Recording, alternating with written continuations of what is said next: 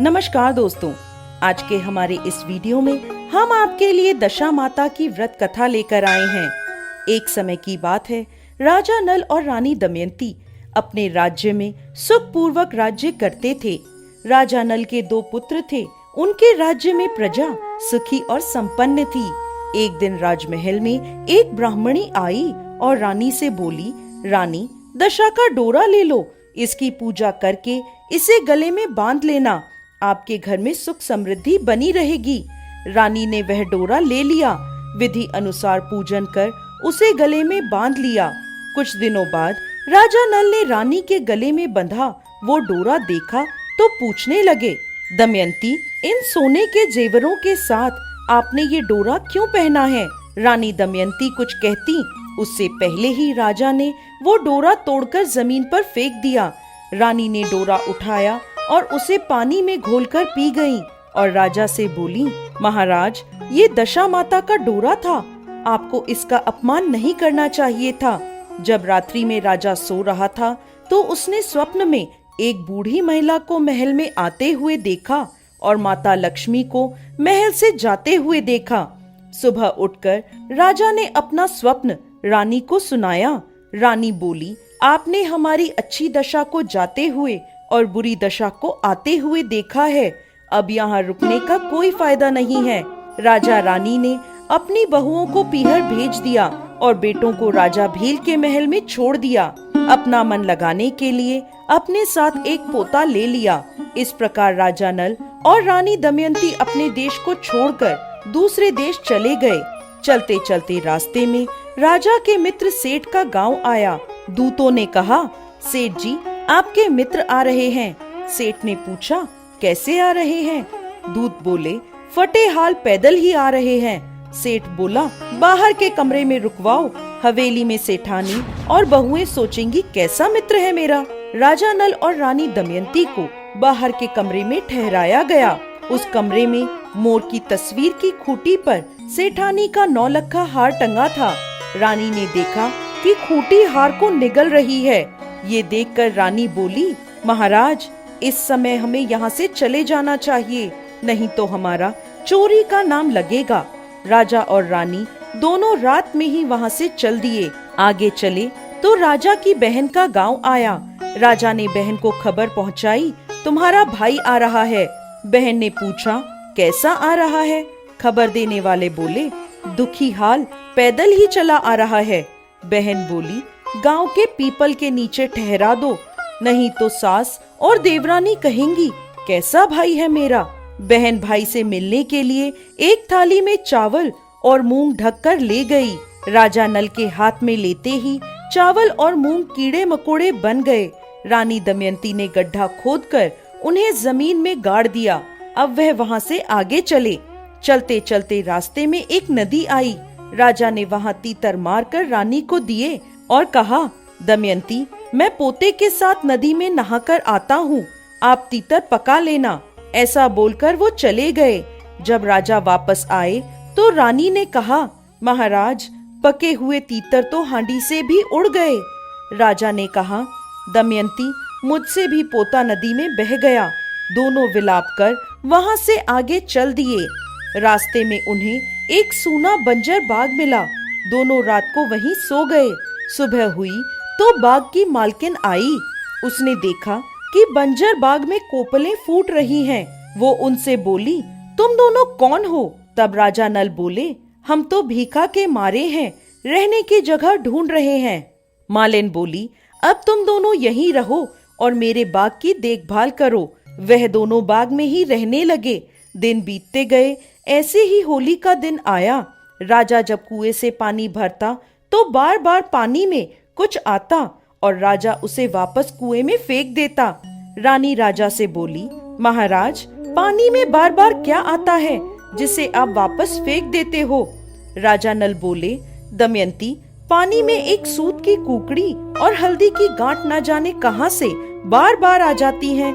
रानी बोली, महाराज, इस बार अगर आपके पानी में कुकड़ी और हल्दी की गांठ आए तो आप मुझे दे देना। राजा बोले, दमयंती, पहले ही तुम्हारे इस कामन कुमन से हमारी यह दशा हो गई। अब तुम फिर वही सब करना चाहती हो। इस बार फिर राजा के पास पानी में हल्दी की गांठ और सूत की कुकड़ी आई। तब राजा ने रानी दमयंती को वह दे दी। रानी ने होलिका दहन के वक्त होली को जल दिखाकर दशा माता का व्रत किया। कुछ दिनों बाद राजा नल रानी दमयंती से बोले, दमयंती, इस नगर के राजा के यहाँ स्वयंवर है, मेरे कपड़े धो देना, मैं वहाँ जाऊंगा। रानी बोली, महाराज, आप इस दशा में भी वहाँ जाएंगे? राजा बोले, क्या हुआ दमयंती, दशा ही तो खराब आई है, दिल तो राजाओं का है। ऐसा कहकर राजा स्वयंवर में पहुंच गए। राजकुमारी ने सारे राजा और राजकुमारों को छोड़कर राजा नल को हार पहना दिया। वहां मौजूद सभी लोग हैरान रह गए। विद्वानों की सलाह से एक बार फिर राजकुमारी से अपना वर चुनने को कहा गया। राजकुमारी ने फिर से राजा नल को ही हार पहना दिया। नगर के राजा बोले, ऐसे ही तो मैं अपनी बेटी की शादी इस माली के नौकर से नहीं करूंगा। फिर एक प्रतियोगिता रखी गई। सभी राजा और राजकुमार शिकार करेंगे।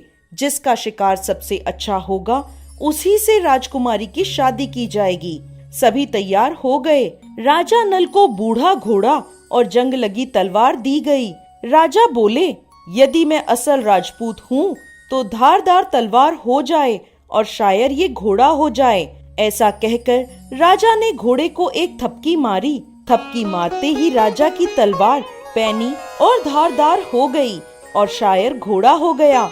कुछ समय बाद सभी अपना अपना शिकार लेकर राजमहल पहुँचे। किसी के भी शिकार से राजा संतुष्ट नहीं हुए। उन्होंने पूछा, वो माली का नौकर कहाँ है? उसे ढूंढ के लाओ। सिपाही जंगल में पहुँचे तो देखते हैं कि एक पेड़ के नीचे वह सो रहा था। सिपाहियों ने उसे जगाया। शिकार का पूछा तो राजा ने कहा, पेड़ पर टंगा है, ले जाओ। शिकार देखकर नगर के राजा बहुत खुश हुए और बोले, ये है असल राजपूत का शिकार। राजकुमारी को राजा नल से ब्याह दिया गया। वह दोनों वहां से चले और अपने गांव में पहुंचे। रानी दमयंती ने छोटी रानी का स्वागत किया।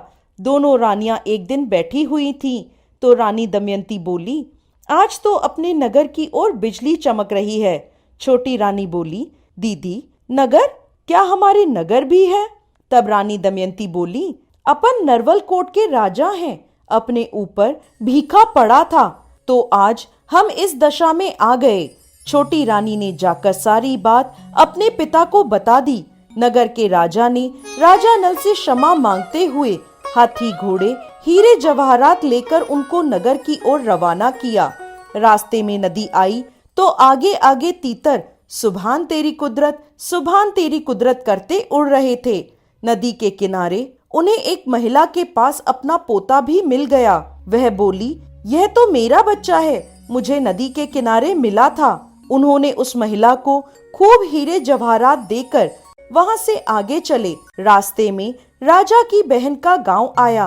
राजा ने बहन तक खबर पहुंचाई, तुम्हारा भाई आ रहा है। बहन बोली, कैसा आ रहा है? खबर देने वाले बोले, हाथी, घोड़े, लाव लश्कर के साथ आ रहा है। बहन बोली, मेरे महल में ले आओ। भाभी बोली, नहीं बाईसा, हम तो उसी गांव के पीपल के नीचे रुकेंगे। बहन पकवान बनाकर वहां ले आई। तब रानी दमयंती जमीन में गड़े हुए चावल निकाले तो वह बेशकीमती हीरे मोती बन गए। उन्हें ननद को देते हुए बोली, बाई जी, आपकी अमानत हम यहीं छोड़ गए थे। बहन को खूब हीरे जवाहरात देकर वहां से आगे चले। रास्ते में राजा के मित्र सेठ का गांव आया। उसे खबर पहुंचाई गई, सेठ जी, आपका दोस्त आ रहा है। सेठ जी बोले, कैसा आ रहा है? खबर देने वाले बोले, हाथी, घोड़े, लाव लश्कर के साथ आ रहा है। सेठ जी बोले, लाओ, मेरी हवेली में ले आओ। राजा नल बोले, हवेली में नहीं, हम तो बाहर के कमरे में ही ठहरेंगे। सेठ जी ने उनके लिए हलवा और पकवान बनाए। रानी दमयंती ने खूंटी के पास हलवा रख दिया। खूंटी ने हलवा निगल लिया और सेठानी का 9 लखा हार उगल दिया। राजा अपने मित्र से बोले, मित्र, हमारी दशा खराब आई थी, जो खूंटी भी हार निगल गई और हम पर चोरी का इल्जाम लगा। इसके बाद राजा नल अपनी रानियों के साथ भील राजा के पास पहुँचे और वहां से अपने पुत्रों को साथ लेकर अपने नगर की ओर चल दिए। जब अपने नगर के निकट पहुंचे तो नगर वासियों ने लाव लश्कर देखकर सोचा, हमारे राजा तो यहाँ है नहीं और किसी राजा ने हमारे नगर पर आक्रमण कर दिया है। तब उन्होंने नगर वासियों तक सूचना पहुंचाई, आपके राजा नल और रानी दमयंती आ रहे हैं। सभी ने उनका स्वागत किया और गाजे बाजे के साथ उन्हें महल तक पहुंचाया। राजा नल का पहले जैसा ठाट बाट हो गया। हे दशा माता, जैसे पहले राजा नल रानी दमयंती के ऊपर भीखा पड़ा वैसे किसी पर भी ना पड़े और बाद में उन पर जैसी कृपा करी वैसे ही इस कथा को कहते, सुनते और हुकार भरते सब पर करना। जय दशा माता।